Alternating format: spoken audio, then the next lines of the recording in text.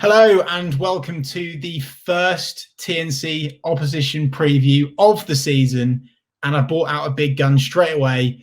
It's Matt, CEO of Ball Street. Matt, how you doing? Very good, thank you, mate. I'd say I'm excited about the season, but that would be a complete lie. It's going to be tough for us, man. Is it? Are you that worried? Yeah, we are in a state. I mean, we haven't actually, because we've been just trying to get on the call, right? We haven't even been through any of the kind of prep talk that you would have. But yeah, we're in bad shape. Really? Yeah, really bad shape. Well, that's music to my ears. Matt, one of the things I really want to get into straight away is the Wevolution that's happened at Norwich. Kind of happened at Huddersfield, and arguably you managed to taste a bit of the fruit of that before we nabbed him. Apologies about that. What sort of legacy has Stuart Webber left behind at Huddersfield, and what sort of impact has it had on Huddersfield Town Football Club? It's an interesting question, and it's difficult. Like, there's a saying that success has many fathers and failure has none, right? And that spell was a successful spell for us to kind of to sit here and really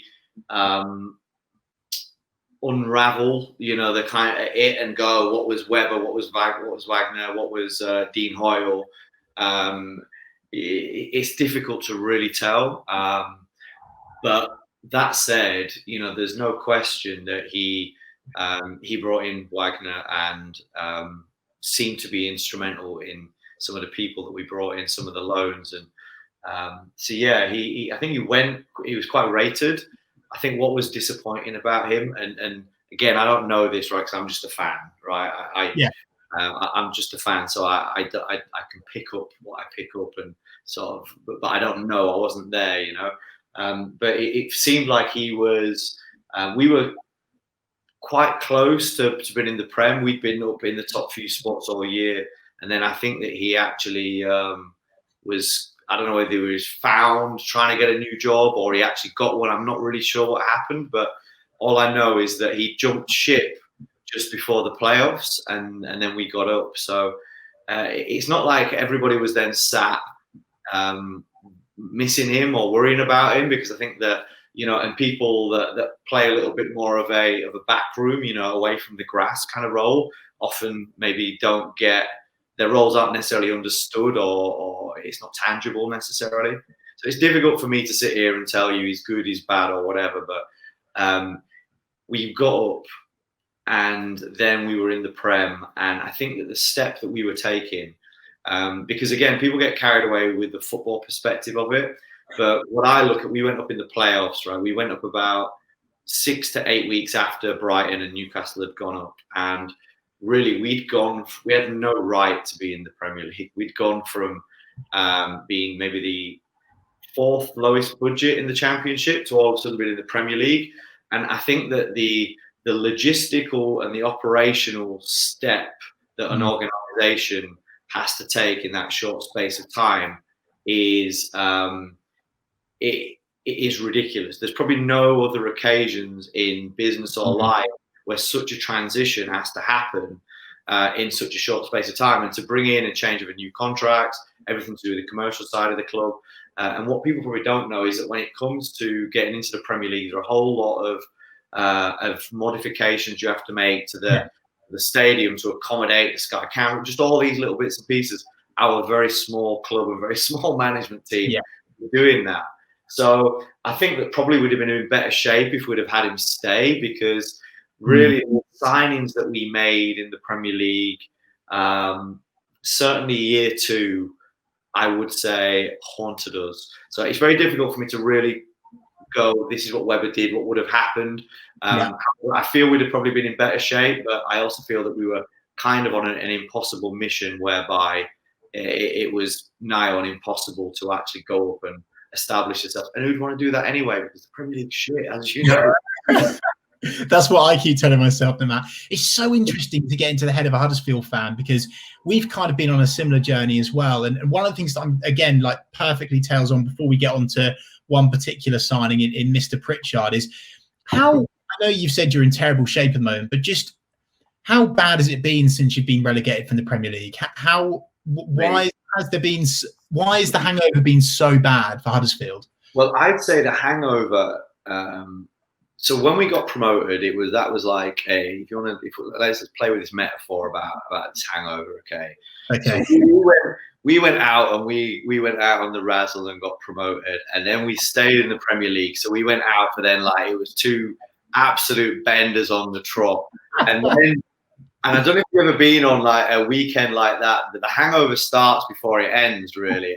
And our hangover started probably, I mean, I don't know again how much of this really gets through apart from in football, but maybe in about November, I'm just going to guess, of our second season in the Premier League.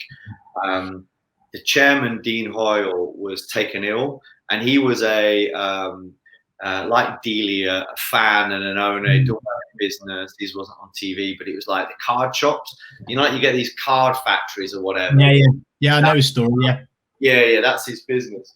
And he got ill, and all of a sudden the club, and again a small management team, small operations, probably heavily dependent on a couple of people. Like it's more like a dictatorship in something like that, and. He got ill, and then the club was on a bit of a bad run, and then Wagner left, and they kind of didn't really recover. So it went all the way through. They brought in a new guy from Dortmund. He didn't really seem to have Wagner, because Wagner got a lot out of those players. And so we ended up getting relegated pretty early, and I don't know about you, right? Because I think you're a bigger club than us. You've been kind of in and around the Premier League. Most of my life, you've been maybe up and down. Yeah. You always seem to be, you've been up there. We haven't been up there in my lifetime. This was the first time, okay? So you're definitely a bigger club on recent history. You didn't win the league 3 times in a row. You're not like us, in the 1920s. Massive there. But that in any of our lifetimes. So, yeah, when you look at, I don't know what it's like for you, but what happened for us is the fans lost perspective quite a lot. And for me, I'm looking at it and thinking, look, what did you actually expect? And look at all these cultural and environmental factors that actually make this an impossible jump for us, right? And I can kind of separate that and work that out, and therefore have realistic expectation. So what's it like for you? Do your fans lose the plot? I would expect that they do. I lose the plot. I lose the plot, Matt. I think the difficult thing is that when you are, as you said, like when you go up to the Premier League, you're full of jubilation, you're full of hope, and there's this kind of this poetry, this kind of heartiness of football, which you get carried away in, and you just think that your smaller team can do it. And I think part of the problem for Norwich, I think something that Huddersfield do have on their side in terms of expectations is you are one of the smallest clubs in the Championship, in my humble opinion. Feel free to disagree with that. There is history there, but in terms of size and structure, and so when you go to the Premier League, it's literally impossible. Whereas with Norwich, I always felt that we could nick a win. But saying that, you guys managed to stay up, and we didn't. So who am I to say that? We managed to get rid of Webber, which I think was key to staying up. Well, we'll see. It's going to be. I'm playing, but just to bring us to where we are today, right? Yeah. So we went down, and the club was just in a state like everyone had lost perspective. It was a ship without an udder because of Dean Hoyle. He then sold the club on. The new guy that's come in, colloquially known in the Huddersfield fan base as Potless Phil. There's a lot of rumours and talk that he's basically used, and this is rumours, obviously. I don't know any of this stuff. I'm just kind of saying that the type of thing that the narratives that exist within the Huddersfield Town fan base is that he's using the parachute money in order to pay to buy the club, and therefore we've been selling off all our assets, the likes of Moy, the likes of Billing, probably a load of others as well, whose names almost escape me. But we came down with nothing, and the first 10 games of last season, like it was, I think we had 2 draws and like 8 defeats. So we came down and it was bad because a lot of the players that we signed, they'd signed for the Premier League, not for Huddersfield. Well, Matt, Pritchard, I really want to talk about Pritchard in particular whilst you're on it, because of course you signed him from us for quite a big fee in back in 2018. And I'll be honest with you, Matt, I was gutted.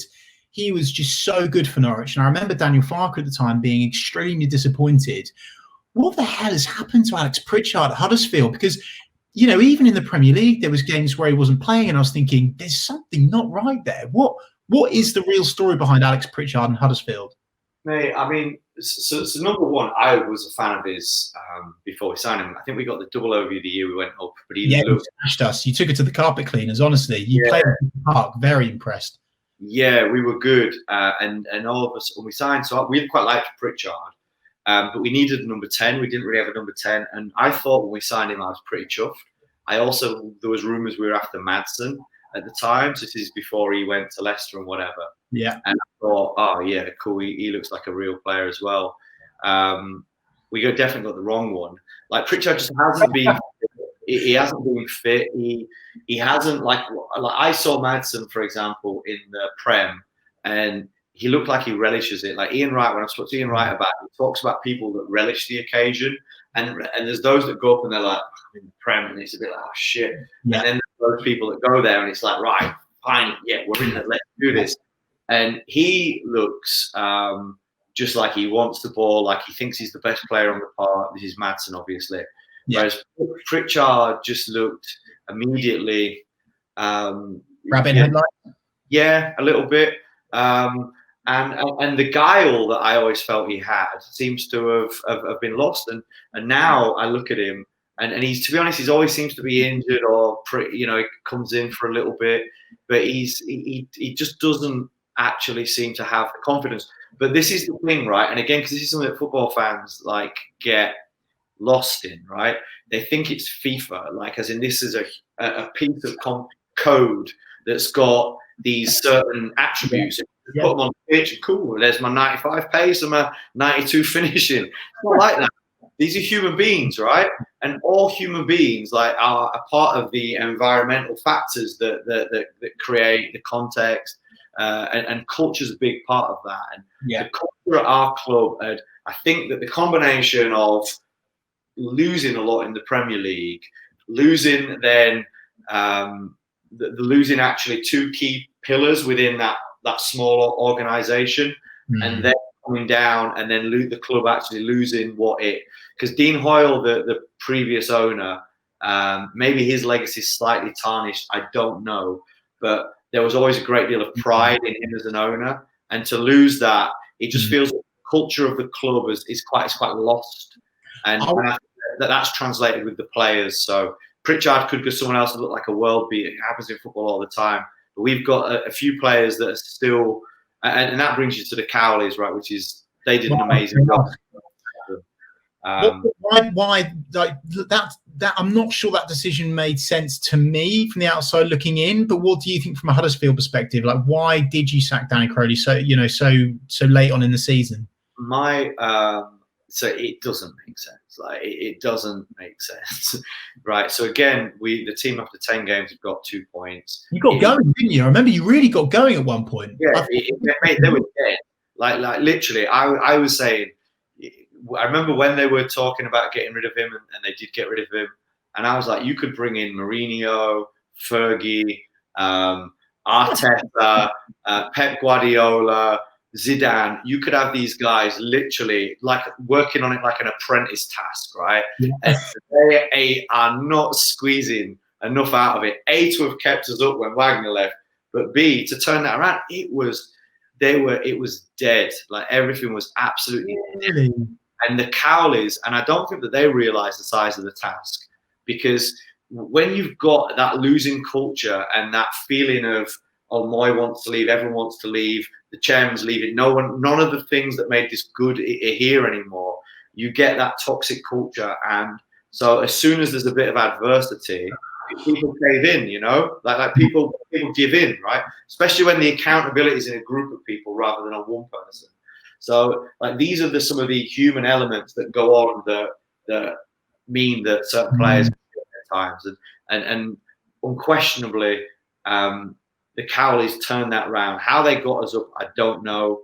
And again, I think that some of the support wasn't happy with the quality of the football. Again, I'm sorry, but they've managed to turn this around, and they've still got some of these elements. Stay up, yeah, 100%. So I think that it was crazy, but I'm guessing it was probably because of money. I think that they maybe promises were made to them when they came in. They were clearly mandated to be looking for next season and thought that they would be. And then as soon as we were pretty much up, they then sacked him. And now they brought in a guy who is, I don't know, right? Like, go on. What is he? Leeds under 23 manager. So, like, really, how you crying out loud. I tell you what, Matt, you've actually worried me. Is the honest truth. When I arranged this with you, I thought, oh, this would be really nice. Talk to Matt. Matt will butter up Norwich and say how we'll be absolutely fine. But what you've highlighted there, you speak a lot about culture and you speak a lot about toxicity and how easy it is after you face that almost that first or second piece of adversity in the Championship. That worries me sick with Norwich City. It worries me sick because we've still got a lot of the players in our squad that were bullied and beaten up and burnt in the Premier League. And it does worry me that we won't be able to face the rough adversity of the Championship. I hope I'm completely wrong. I really do. But what you've said there does worry me. Matt, moving on now. One really interesting point that I noticed is your three centre-backs, Schindler, Elphick, Stearman, all over 30. Norwich City have just brought in some serious pace. And I know this isn't a game of FIFA, but does Norwich City coming to Huddersfield Town, does it worry you at the weekend, or are you feeling quite confident? Do you think you'll stay defensively sound? You could literally go and get a bunch of your mates and turn up on Saturday and leave with 3 points. So if you you could like I could probably get you the 3 points now if you want. Do you want the 3 points? Yeah. Mate, there is like, I mean, we lost to Rochdale at home 1-0. They've basically a few of these guys that we bought in the Premier League that we then managed to get out. The Cowleys got them out on loan. They're back. And like Mbenza, Diakabi, two guys that like, I know that they're not watching this, but if you're watching this, you should be ashamed of yourself. How you can get to this age, even if confidence is low, how you can get to this age and not be able to, and just not look like a footballer. It's embarrassing. So I think that we're in a transition, right? I have no idea what this team's going to be. There's a couple of players like Carlin Grant, Steve Mounier that I'm not sure if they're going to play because I think they're trying to move them on. We're actually just cashing in on a lot of players. There's going to be a lot of kids this year, a lot of kids. And I think that's what they've done is they've thought, right, we're actually going to sell players. We're not bringing anyone in. So let's get an under-23 manager who's good at developing kids, and we're going to play kids. A couple of them look decent. There's a lad called Critchlow who plays, and I hope he plays centre-half. He's got a bit about him. I definitely like the look of him. Matt, what about Toffolo? How are you looking after Harry Toffolo? Mate, he's a Norwich player, of course. Our left back is pretty much our main attacking threat. I tell you no lies. Yeah, he's kind of endeared himself pretty well. Every now and again, he'll get caught slipping, but he gets forward. He's 100%. He's kind of like, he's been a nice addition, really. I think he was probably one of the key reasons he stayed up, actually. Well, Matt, literally that is the only positive thing that you've said about your team the whole time you've been on this preview. I kind of think you were going to come at me like guns blazing, like in sort of some mode of combat, like some pride in Huddersfield, but it seems like you are not confident. And speaking of which, Matt, this is interesting. We are completely even in terms of historical results. That's okay. Right, yeah. 13 wins for you, 13 wins for the Mighty Yellows, 17 probably absolutely dross 0-0 draws. What is your head saying in terms of prediction, and what is your heart saying? I mean, look, my head and my heart are not, they're not kind of mutually exclusive. Like, I'm not an emotional man, you know what I mean? I can kind of look at this quite quite rationally. And Yeah. you know, I think that like I'd be really, really surprised if it was anything other than a defeat. We're in a transitional period. Um, there's players that are going to be on the fringes of it that are these toxic players that, to be honest, I think we did okay under the Cowboys partly because they got rid of them. So it's there's no like, you know, I know that in a football match anything can happen. I know that you might be struggling, it like some players might be, but like honestly, I think you've got probably the easiest fixture to get started with. Because you guys have been here 2 minutes, like, and to be So honest, go on. What's your prediction? I mean, look, I think I think I can see us getting no goals. I think that you might, you know, you might get a couple. I'll be honest with you, I've no idea what you're going to get from us for a while, and I think it's going to be a tough season. Like I can sit here, like there's a lot of people again, right, in football that are basic, like, you know, like, they're probably the same people that go, he's brilliant, like why can't he do it here, and don't understand those environmental factors. They're probably the same ones that would look at me on this video and go, you're not a Huddersfield fan, how dare you? But it's like, you know what I mean? I'm not going to go here, oh yeah, I want to, like, what the, you know what I mean? That's just ridiculous. I'll be very honest with you. The club from top to bottom is in quite bad condition.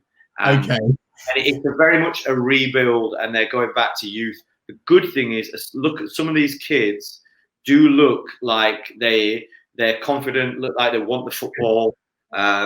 So there's, you know, maybe there's a few diamonds that will come from it, but they're going to be in a state. I'm not sure Carlo Grant-Munier will be playing. Danny Ward, who we just picked up on a free from Cardiff, he's going to probably be playing up top. But yeah, I think it'll be a lot of youth and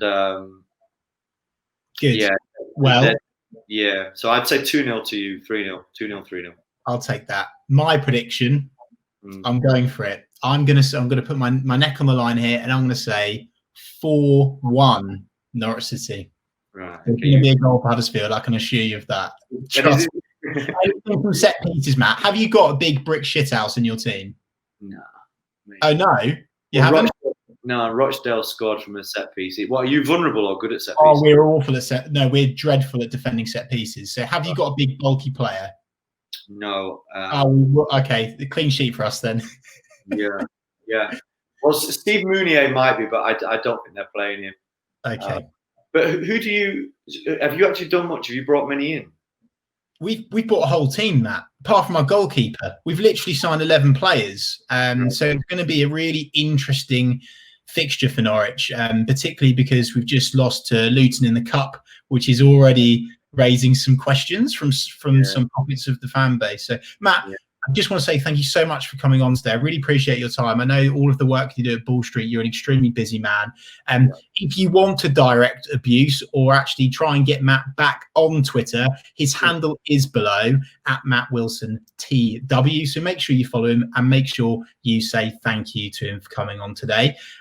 Right. Apart from that, Matt, any last words? At the far post. Matt, thank you very much. And for all of you watching, I will see you on Saturday back with Jack Reeve.